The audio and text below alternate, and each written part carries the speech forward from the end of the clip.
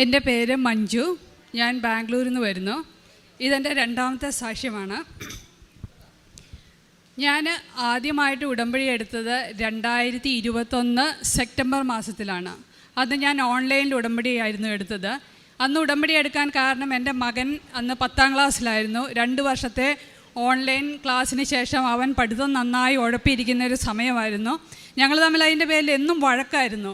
അങ്ങനെ ഞാൻ അവനുമായിട്ട് വഴക്കുണ്ടാക്കി റൂമിൽ കയറിയിരുന്ന് മൊബൈൽ നോക്കുമ്പോഴാണ് ഫേസ്ബുക്കിൽ ഓൺലൈൻ ഉടമ്പടിയെപ്പറ്റി കാണുന്നത്. അപ്പം ഞാൻ വിചാരിച്ചു എന്നാൽ ഇനി അവന് വേണ്ടി ചെയ്യാൻ പറ്റുന്ന ഇത് മാത്രമേ ഉള്ളൂ. അങ്ങനെ ഞാൻ ഓൺലൈനിൽ ഉടമ്പടി എടുത്തു.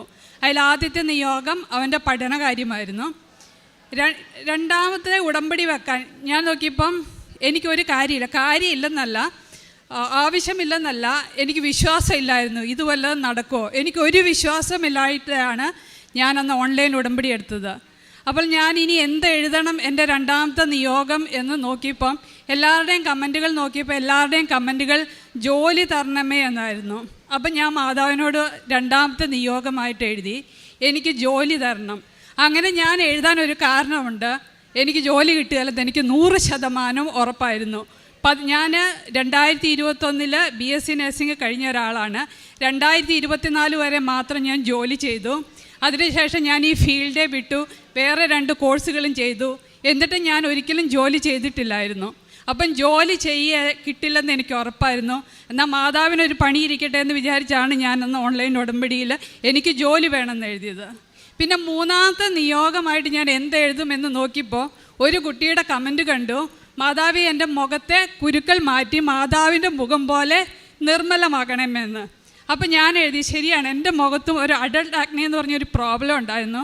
അതൊരു ചെറിയ സ്കിൻ ഡിസീസാണ്. പക്ഷേ ഞാൻ ഡോക്ടേഴ്സിനെ കണ്ടപ്പോൾ അവർ പറഞ്ഞു ഇതിന് ട്രീറ്റ്മെൻ്റ് ഒന്നുമില്ല, ഇത് കാര്യമായ ഒരു അസുഖമില്ലെങ്കിലും ട്രീറ്റ് ചെയ്ത് മാറ്റാൻ പറ്റില്ലെന്ന് പറഞ്ഞപ്പം ഞാൻ മൂന്നാമത്തെ ഉടമ്പടി നിയോഗമായിട്ട് അതെഴുതി. പിന്നെ എഴുതിയത് എന്താണെന്ന് പോലും ഞാൻ ഓർക്കുന്നില്ല. പക്ഷേ ഉടമ്പടി എൻ്റെ ഓൺലൈനിൽ ഉടമ്പടി അപ്രൂവ് ആയി കഴിഞ്ഞപ്പോൾ പിറ്റേ ദിവസം മുതൽ ഞാൻ ഉടമ്പടി നിബന്ധനകളെല്ലാം പൂർണ്ണമായും പാലിക്കാൻ തുടങ്ങി. അലാറം വെച്ച് രാവിലെ എഴുന്നേറ്റ് പ്രാർത്ഥിക്കാൻ തുടങ്ങി. സാക്ഷ്യങ്ങളെല്ലാം കേൾക്കാൻ തുടങ്ങി. ഏകദേശം 1 മാസത്തോളം ഞാൻ മുടങ്ങാതെ അന്ന് വരെ യൂട്യൂബിൽ ലോഡ് ചെയ്ത് ഒരുമാതിരി എല്ലാ സാക്ഷ്യങ്ങളും കേട്ട് കഴിഞ്ഞപ്പോൾ എനിക്കെൻ്റെ ജീവിതത്തിലൊരു തിരിച്ചറിവുണ്ടായി. ഞാൻ എത്ര അനുഗ്രഹിക്കപ്പെട്ടവളാണ്. ഇല്ലാത്ത കാര്യങ്ങൾ ഞാൻ മാതാവിനോട് ചോദിക്കുന്നു. എൻ്റെ ഈശോ, ഈ എന്തോരം ആളുകൾ ജോലിയില്ലാതെ ബുദ്ധിമുട്ടുന്നു, എത്രയോ ആളുകൾ സാമ്പത്തികമായി ബുദ്ധിമുട്ടുന്നു. അന്ന് മുതൽ ഞാൻ എൻ്റെ ഉടമ്പടി പ്രാർത്ഥനയിൽ ഞാൻ ഇങ്ങനെ പ്രാർത്ഥിക്കാൻ തുടങ്ങി, എനിക്ക് ഒരു ജോലി ഇല്ലെങ്കിലും കുഴപ്പമില്ല, എൻ്റെ കാര്യങ്ങൾ മുന്നോട്ട് പോകും. മാതാവെ, ജോലിക്കായി ആഗ്രഹിക്കുന്ന ഒരുപാട് മക്കളുണ്ട്, അവർക്ക് നീ ജോലി കൊടുത്തോ. അതുപോലെ എൻ്റെ മുഖത്തെ കുരുക്കളും പാടുകളും അവിടെ ഇരുന്നോട്ടെ. വളരെയേറെ കഷ്ടപ്പെടുന്ന രോഗത്താൽ വലയുന്ന ഒരുപാട് മക്കളുണ്ട്, നീ അവർക്ക് സൗഖ്യം കൊടുത്തോളാം. ഞാൻ അന്ന് മുതൽ പ്രാർത്ഥിക്കാൻ തുടങ്ങി.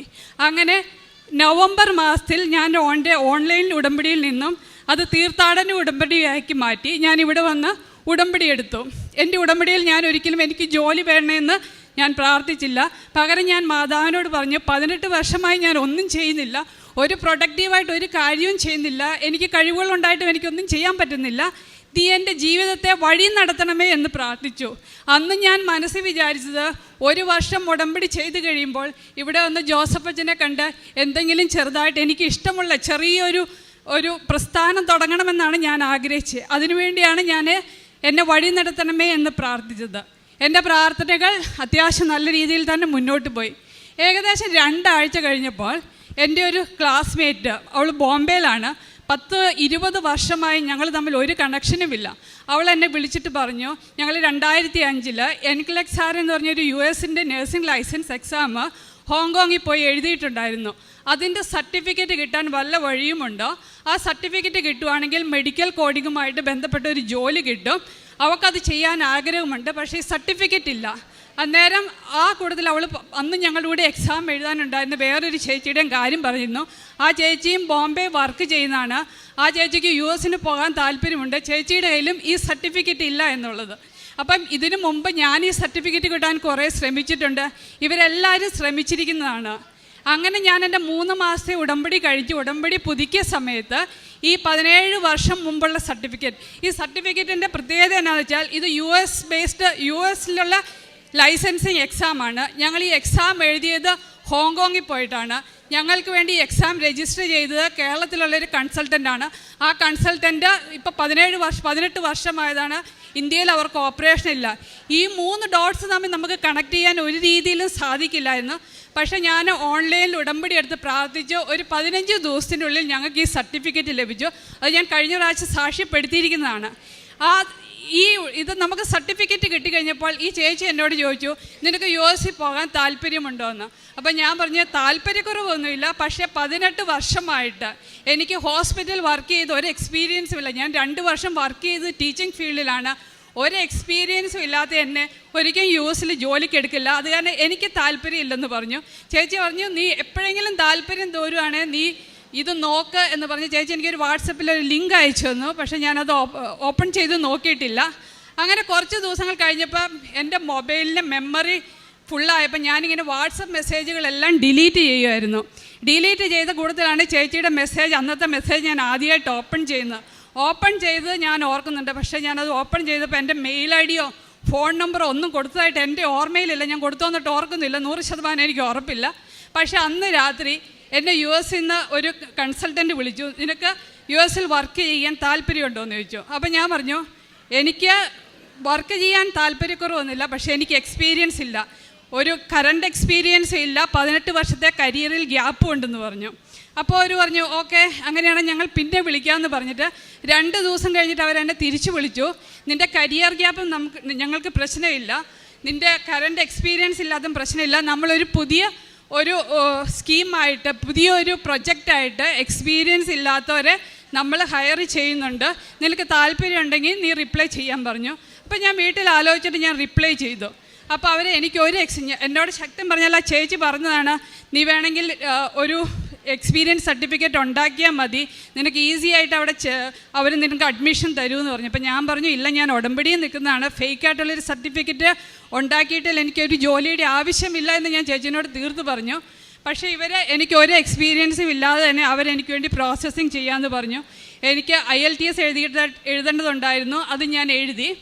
അപ്പോൾ അവരെൻ്റെ പ്രോസസ്സിങ് സ്റ്റാർട്ട് ചെയ്തു. അപ്പം എൻ്റെ ക്ലാസ്മേറ്റ് ഒരു കുട്ടിയുണ്ടെന്ന് പറഞ്ഞ് മെഡിക്കൽ കോഡിങ് ജോലി ചെയ്യാൻ താല്പര്യമുള്ള ആ കുട്ടിയോട് ഞാൻ പറഞ്ഞു, എനിക്ക് എക്സ്പീരിയൻസ് ഇല്ലായിട്ട് അവരെനിക്ക് വേണ്ടി പ്രോസസ്സിങ് ചെയ്യുന്നുണ്ട്, നിനക്ക് താല്പര്യമുണ്ടെങ്കിൽ നീ അപ്ലൈ ചെയ്യാൻ പറഞ്ഞു. അവൾക്കാണെങ്കിൽ 12 വർഷത്തെ എക്സ്പീരിയൻസ് ഉണ്ട്, പക്ഷേ കറണ്ട് വർക്കിംഗ് എക്സ്പീരിയൻസ് ഇല്ലാത്ത കാരണമായിരുന്നു അവളും അപ്ലൈ ചെയ്യാതിരുന്നത്.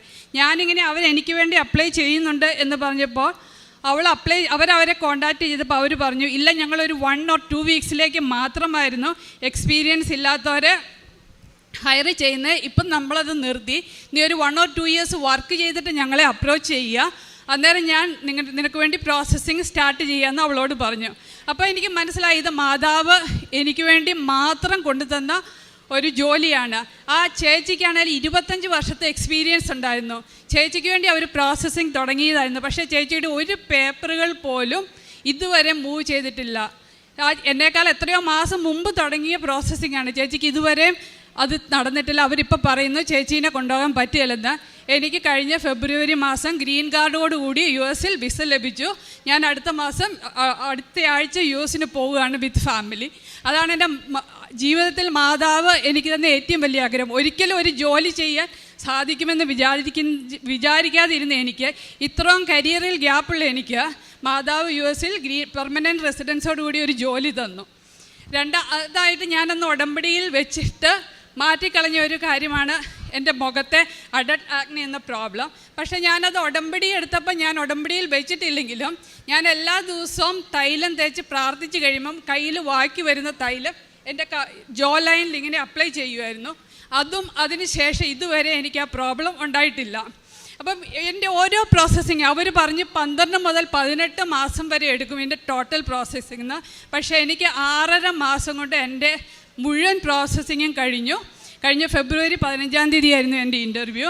അതിനിടയ്ക്ക് ഒരുപാട് പ്രശ്നങ്ങൾ വരും. ഓരോ പ്രശ്നങ്ങളുടെ ഇടയ്ക്കും മാതാവ് നമ്മളെ കൈ പിടിച്ച് നടത്തുന്ന ആ ഒരു ഫീൽ എനിക്ക് പലപ്പോഴും അനുഭവപ്പെട്ടിട്ടുണ്ട്. എൻ്റെ ഈ യു എസിന് വേണ്ടി നമ്മൾ പ്രോസസ്സ് ചെയ്യുമ്പോൾ ഒത്തിരി വർക്കുകളുണ്ട്. ഓരോ പേപ്പർ വർക്കുകളും എൻ്റെ നടന്നിരിക്കുന്ന ബുധനാഴ്ചയാണ്. ഒരിക്കലും ഞാൻ ആദ്യ കാലങ്ങളിൽ അത് നോട്ട് ചെയ്തിട്ടില്ലായിരുന്നു. പക്ഷേ ഇവിടെ ഓരോരുത്തരുടെ സാക്ഷ്യങ്ങൾ പറയുന്നുണ്ടായിരുന്നു ചൊവ്വാഴ്ച ദിവസങ്ങളിൽ അവരുടെ ഇൻ്റർവ്യൂ നടന്നു, അല്ലെങ്കിൽ ചൊവ്വാഴ്ച ദിവസങ്ങളിൽ അവരുടെ വിസയുടെ പേപ്പർ വന്നു എന്ന്. ഞാൻ അങ്ങനെ നോട്ട് ചെയ്തപ്പോഴാണ് ഞാനത് ശ്രദ്ധിച്ചത് തന്നെ. എൻ്റെ എല്ലാ പേപ്പർ വർക്കുകളും നടന്നിട്ടുള്ള ബുധനാഴ്ച ദിവസങ്ങളിലായിരുന്നു. പിന്നെ നമുക്ക് വിസ കിട്ടിക്കഴിഞ്ഞിട്ടുള്ള എൻ്റെ ഏറ്റവും വലിയ പ്രശ്നം എന്ന് പറഞ്ഞാൽ എൻ്റെ ഹസ്ബൻഡിൻ്റെ ജോബായിരുന്നു. ഹസ്ബൻഡ് ഇവിടെ നല്ല രീതിയിൽ നല്ലൊരു കമ്പനിയിൽ ജോലി ചെയ്യുന്ന ഒരാളായിരുന്നു. അപ്പോൾ പുള്ളിയുടെ ഒരു ജോലി റിസൈൻ ചെയ്തിട്ട് നമ്മൾ US പോകുന്ന അത്ര നല്ല കാര്യമാണോ എന്ന് നമുക്ക് എപ്പോഴും ഡൗട്ടുണ്ടായിരുന്നു. എന്താണെന്ന് വെച്ചാൽ ആ ഒരു പ്രൊഫൈലിൽ അവിടെ പുള്ളിക്ക് ജോലി കിട്ടണമെങ്കിൽ അവിടെ വീണ്ടും പഠിക്കണം എന്നുള്ളതായിരുന്നു. അപ്പം ഞാനതും എൻ്റെ അവസാനം ഞാൻ ലാസ്റ്റ് ടൈം ഇവിടെ വന്ന് ഉടമ്പടി പുതുക്കിയപ്പം എൻ്റെ ഹസ്ബൻഡ് ഒന്നെങ്കിൽ പഠിക്കാൻ അല്ലെങ്കിൽ US ഒരു ജോലി കിട്ടണമെന്ന് ഞാൻ പറഞ്ഞിരുന്നു. അപ്പം ഞാൻ അതിനുവേണ്ടി പ്രാർത്ഥിക്കുന്നുണ്ടായിരുന്നു. അപ്പോൾ ഹസ്ബൻഡ് വർക്ക് ചെയ്ത കമ്പനിയിൽ നിന്ന് റിസൈൻ ചെയ്തു. റിസിഗ്നേഷൻ ഇട്ട് കഴിഞ്ഞ് 3 മാസത്തെ നോട്ടീസ് പീരീഡ് ഉണ്ടായിരുന്നു. അപ്പോൾ 2 മാസം കഴിഞ്ഞപ്പോൾ കമ്പനിയുടെ MD പറഞ്ഞു, നീ എന്തിനാണ് റിസൈൻ ചെയ്യുന്നത്, നിനക്ക് US ഇരുന്ന് സെയിം ജോലി കണ്ടിന്യൂ ചെയ്യാമെന്ന് പറഞ്ഞു. പുള്ളി ഒരു IT ഫീൽഡിൽ വർക്ക് ചെയ്യുന്ന ഒരാളല്ല. IT ഫീൽഡിൽ ഇരിക്കുന്ന ഒരാൾ റിമോട്ടായിട്ട് ജോലി ചെയ്യുന്ന നമുക്ക് മനസ്സിലാക്കാം. പുള്ളി ഹാർഡ് കോർ സെയിൽസിൽ വർക്ക് ചെയ്യുന്ന ഒരാളാണ്. പുള്ളിക്ക് ഒരുപാട് ക്ലയൻസിനെ മീറ്റ് ചെയ്യാണ്ട് ഒരുപാട് ട്രാവൽ ചെയ്യേണ്ട ഒരാളാണ്. എന്നിട്ടും കമ്പനി പറഞ്ഞു US നിനക്ക് വേണ്ട അത്രയും കാലം അവിടെ ഇരുന്ന് ജോലി ചെയ്തോളാൻ പറഞ്ഞു. അതും എൻ്റെ ഉടമ്പടിയിൽ വെച്ച ഒരു നിയോഗമായിരുന്നു. മൂന്നാമതായിട്ട് ഞാനൊരു 20-22 വർഷം മുമ്പ് ഡ്രൈവിംഗ് ലൈസൻസ് എടുത്തിട്ടുണ്ട്. അന്ന് മുതൽ ഇന്ന് പോലെ ഞാൻ വണ്ടി ഓടിച്ചിട്ട് എനിക്ക് വണ്ടി ഓടിച്ച് ഓപ്പോസിറ്റ് വണ്ടി വരുമ്പോൾ എനിക്ക് പേടിയാണ്. പിന്നെ ഞാൻ ആ ഡ്രൈവ് ചെയ്യാറില്ല. ഒരു 10 വർഷം കൂടുമ്പോൾ ഞാനത് റിന്യൂ ചെയ്യും. പക്ഷേ ഇപ്രാവശ്യം ഞാൻ കഴിഞ്ഞ പ്രാവശ്യം ഉടമ്പടിയിൽ എനിക്ക് ഡ്രൈവിംഗ് പഠിച്ചേ മതിയാകൂ എന്ന് പറഞ്ഞ് ഞാൻ കാശുരൂപം വെച്ച് എല്ലാ ദിവസവും ഡ്രൈവ് ചെയ്യാൻ തുടങ്ങി. ഇപ്പോൾ അത്യാവശ്യം നല്ല രീതിയിൽ ഡ്രൈവ് ചെയ്യാൻ എന്നെക്കൊണ്ട് സാധിക്കുന്നുണ്ട്. അതിനിടയ്ക്ക് ചെറുതും വലുതുമായ ഒരുപാട് അനുഗ്രഹങ്ങൾ മാതാവ് തന്നിട്ടുണ്ട്. എന്താ വെച്ചാൽ നമ്മൾക്ക് വിസ കിട്ടിക്കഴിഞ്ഞിട്ടും പിള്ളേർക്ക് US നമ്മൾ ആഗ്രഹിക്കുന്ന ഒരു സ്കൂളിൽ അഡ്മിഷൻ എടുക്കണം എന്നുണ്ടായിരുന്നു. അവിടെയെന്ന് വെച്ചാൽ നമ്മൾ താമസിക്കുന്ന സ്ഥലത്തിന് മാത്രമുള്ള ആ ഒരു ഏരിയയിലെ സ്കൂളിൽ നമ്മൾ അഡ്മിഷൻ എടുക്കാൻ പാടുള്ളൂ. വേറെ ഏരിയയിൽ പോയി നമുക്ക് അഡ്മിഷൻ എടുക്കാൻ പാടില്ല. അപ്പം നമ്മൾ സ്കൂൾ നോക്കുമ്പം എൻ്റെ വർക്ക് പ്ലേസ് ദൂരെയാണ്, അല്ലെങ്കിൽ നമുക്ക് കിട്ടുന്ന താമസ സ്ഥലം വേറെയാണ്. അങ്ങനെ ഇരുന്ന് ഒരു മാസം നമ്മൾ ഈ സ്കൂളും നമ്മുടെ അക്കോമഡേഷനും എന്ത് ചെയ്യണമെന്ന് വിചാരിക്കാതിരുന്ന ഒരു ദിവസം രാവിലെ, അതൊരു ബുധനാഴ്ച രാവിലെ ഞാൻ എഴുന്നേറ്റ് മെയിൽ നോക്കുമ്പോൾ അവർ പറഞ്ഞു അവരെൻ്റെ വർക്ക് പ്ലേസ് ചേഞ്ച് ചെയ്തു. പുതിയ വർക്ക് പ്ലേസിൽ ജസ്റ്റ് 1 മൈൽ ഡിസ്റ്റൻസ് ഉള്ളൂ സ്കൂളുമായിട്ടും ഞങ്ങൾ എടുത്തിരിക്കുന്ന അപ്പാർട്ട്മെൻറ്റുമായിട്ടും. ഇതെല്ലാം മാതാവ് അതുപോലെ തന്നെ ഞങ്ങൾക്ക് വിസ കിട്ടിക്കഴിഞ്ഞ് 2 മണിക്കൂറിനുള്ളിൽ ഞങ്ങൾക്ക് ഞങ്ങളുടെ ഫ്ലാറ്റ് വിൽക്കാൻ സാധിച്ചു. അതുപോലെ നമ്മുടെ വണ്ടി വിൽക്കാനായിട്ട് ആരും മേടിക്കാത്ത ഒരു വണ്ടിയായിരുന്നു നമ്മുടെ. അപ്പോൾ അത് സെയിലാകുന്നേ ഇല്ലായിരുന്നു. അപ്പോൾ ആ ഒരു പ്രത്യേക വണ്ടി എന്നോട് താല്പര്യമുള്ളവർ മാത്രമേ ആ വണ്ടി വന്ന് എടുക്കത്തുള്ളായിരുന്നു. അപ്പോൾ കഴിഞ്ഞ ആഴ്ചയും അതും സെയിലായി. അപ്പോൾ എല്ലാ കാര്യങ്ങളും ഞാൻ ഒത്തിരി ഒന്നും പ്രാർത്ഥിക്കുന്ന ഒരാളല്ല, എങ്കിൽ കൂടി ഈ ഒരു കാര്യം ഞാൻ മാതാവിനോട് ചോദിച്ച് അല്ലെങ്കിൽ ആഗ്രഹിച്ച ഒരു കാര്യം തുടക്കം മുതൽ ഈ നിമിഷം വരെ മാതാവ് കൈ പിടിച്ചെല്ലാം നടത്തി തന്നു. ഇപ്പോഴും എന്നോട് ചോദിക്കുന്നു, ഇത്ര വർഷം വർക്ക് ചെയ്യാതിരുന്നിട്ട് നിനക്ക് അവിടെ പോയി വർക്ക് ചെയ്യാൻ പേടിയില്ലെന്ന്. സത്യത്തിൽ എനിക്ക് പേടിയില്ല. എന്നാ വെച്ചാൽ ഇത്രയും കാലം എന്നെ പരിപാലിച്ച് എൻ്റെ നന്മയ്ക്ക് വേണ്ടി മാതാവ് ഇത്രയും ചെയ്തിട്ടുണ്ടെങ്കിൽ തീർച്ചയായിട്ടും അവിടെ പോയി എനിക്ക് സർവൈവ് ചെയ്യാൻ പറ്റുമെന്നുള്ള പൂർണ്ണമായ വിശ്വാസം എനിക്കുണ്ട്. ഇത്രയും അനുഗ്രഹങ്ങളിൽ നിന്ന് മാതാവിനും തിരുക്കുമാനും 1000 നന്ദി പറയുന്നു. ബാംഗ്ലൂരിൽ നിന്ന് വന്ന മഞ്ജു ബാസ്റ്റൻ പറഞ്ഞ സാക്ഷ്യമാണ് നമ്മളിപ്പോൾ കേട്ടുകൊണ്ടിരുന്നത്. 18 വർഷം ഗ്യാപ്പുണ്ടായിട്ട്, അതായത് 18 വർഷമായി കറണ്ട് എക്സ്പീരിയൻസ് ഇല്ലാത്ത ഈ മകൾക്ക് USA ജോലി കിട്ടിയതിനെ കുറിച്ചുള്ളതാണ് ആദ്യത്തെ സാക്ഷ്യം പറഞ്ഞത്. അതിൽ ശ്രദ്ധേയമായിട്ടുള്ളൊരു കാര്യമെന്ന് പറയുന്നത് 25 വർഷം പഴക്കമുള്ള എക്സ്പീരിയൻസ് ഉള്ള എല്ലാ ഇതുള്ള ഇവരുടെ കൂടെ വന്നിരുന്നവരെ എടുത്തില്ല. അതുപോലെ തന്നെ ഇവരുടെ ഒരു ഫ്രണ്ട് തന്നെ 12 വർഷം അതിന് എക്സ്പീരിയൻസ് ഉണ്ട്. അതുപോലെ തന്നെ ഇങ്ങനെയുള്ള ആ സഹോദരിയെയും എടുത്തില്ല. കാരണം പറയുന്നത് അവർക്ക് ഈ 12 വർഷം പഴക്കമുള്ളതിന് കറണ്ട് എക്സ്പീരിയൻസ് ഇല്ലെന്നുള്ളതാണ് പറയുന്നത്. പക്ഷേ ഇത്തരണത്തിലാണ് ഈ സഹോദരി ഇവിടെ വന്ന് അവിടെ ആദ്യമേ ഏതായിരുന്നു, ഓൺലൈനിലായിരുന്നു, അതാ ഉടമ്പടി എടുക്കുകയാണോ ചെയ്ത? ആദ്യം ഓൺലൈൻ ഉടമ്പടി എടുത്ത് എന്നിട്ട് പ്രാർത്ഥിച്ച് കഴിഞ്ഞിട്ട് പിന്നെ അതിനുശേഷം പിന്നെ ഉടമ്പടി എടുക്കുന്നത് എപ്പോഴാണ്? ആദ്യം ഓൺലൈൻ ഉടമ്പടി എടുത്തത് 2021 സെപ്റ്റംബറിൽ, തീർത്ഥാടന ഉടമ്പടി എടുത്തത് 2021 നവംബറിൽ. അതിനുശേഷം ഈ സഹോദരി എന്ന് പറയുന്നത് അമ്മ മാതാവിനോട് മുട്ടിപ്പായി പ്രാർത്ഥിക്കുകയാണ്. അത് ഇവർക്ക് ഒരു ജീവിത സാഹചര്യം ക്രമീകരിച്ച് തരണം എന്ന് പറഞ്ഞാൽ, ഇവർക്കൊരു ജോലി പുറത്തേക്ക് നേടുക അല്ലെങ്കിൽ പ്രാർത്ഥിക്കുക എന്ന് പറഞ്ഞാൽ തന്നെ അത് കിട്ടില്ലെന്നറിയാം. എന്നോട് ചിരിച്ചുകൊണ്ട് ഇത് എഴുതിക്കൊണ്ടിരുന്നപ്പോൾ പറഞ്ഞത് ഒരു വാക്കെന്ന് പറഞ്ഞാൽ, ഞാൻ ശരിക്കും അമ്മ മാതാവിനെ ഒന്ന് പരീക്ഷിക്കായിരുന്നു എന്ന് പറഞ്ഞാൽ 18 വർഷം ഗ്യാപ്പുള്ള എനിക്കൊരു ജോലി കിട്ടില്ല, കറണ്ട് എക്സ്പീരിയൻസ് ഇല്ലാത്ത എനിക്കൊരു ജോലി വിദേശത്ത് കിട്ടില്ല. പിന്നെ എങ്കിലും ഞാൻ അമ്മ മാതാവിനോട് ചോദിക്കുകയായിരുന്നു, എനിക്ക് ഉടമ്പടിയിൽ വെച്ച് ചോദിക്കുകയായിരുന്നു, എനിക്ക് എൻ്റെ ജീവിതം സാഹചര്യം ഒന്ന് ക്രമീകരിച്ച് തരണമെന്ന്. അത്തരണത്തിൽ അപ്പോഴാണ് ഈ സഹോദരിക്ക് വേണ്ടി ഉടമ്പടിയിൽ പ്രാർത്ഥിച്ചു കഴിഞ്ഞപ്പോൾ അവിടുത്തെ നിയമം തന്നെ മാറ്റിക്കൊണ്ട് 2 ആഴ്ചത്തേക്ക് ആ ഒരു കമ്പനി അത് കറണ്ട് എക്സ്പീരിയൻസ് ഇല്ലാത്തവർക്ക് മാത്രം റിക്രൂട്ട് ചെയ്തുകൊണ്ട് ഒരു ഓർഡർ ഇറക്കി. ആ കൂട്ടത്തിൽ ഈ സഹോദരിയെ അവരിങ്ങോട്ട് വിളിച്ച് ചോദിക്കുകയായിരുന്നു, നിങ്ങൾക്ക് ഇതിൽ വന്ന് പ്രവർത്തിക്കാൻ താല്പര്യമുണ്ടോ എന്ന്, ഇവിടെ വന്ന് ജോയിൻ ചെയ്യാൻ താല്പര്യമുണ്ടോ എന്ന്. അപ്പോഴാണ് ഇവരിത് അയക്കുന്നു. ഇവർക്ക് അത് കറണ്ട് എക്സ്പീരിയൻസ് ഇല്ല, 18 വർഷത്തെ ഗ്യാപ്പുണ്ട്.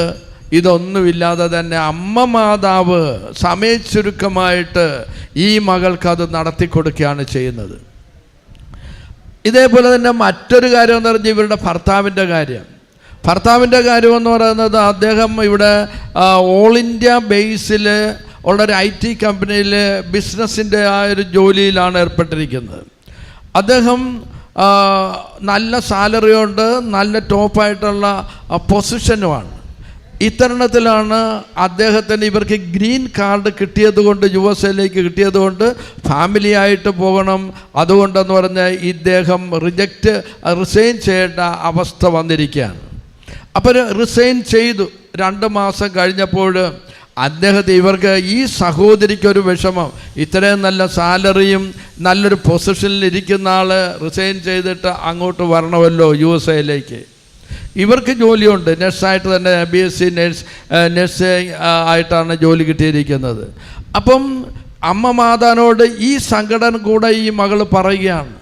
അപ്പോഴാണ് അവിടെ അത്ഭുതം നടക്കുകയാണ്. അതിൻ്റെ MD വിളിച്ചിട്ട് പറയാണ്, താങ്കൾ ഇത് റിസൈൻ ചെയ്യേണ്ട, ഇവിടെ റിസൈൻ ചെയ്യേണ്ട, അവിടെ തന്നെ നിങ്ങൾ മൊബൈലിലോ ഓൺലൈനിലോ നിങ്ങൾ ഈ ജോലി അങ്ങ് നിറവേറ്റുക, മറ്റുള്ളവരുമായിട്ട് കോണ്ടാക്റ്റ് ചെയ്ത് ഈ ജോലി അങ്ങ് റെഡിയാക്കിയാൽ മതി എന്നാണ് പറയുന്നത്, ചെയ്താൽ മതി എന്നാണ് പറയുന്നത്. നോക്കണേ അത്ഭുതങ്ങൾ.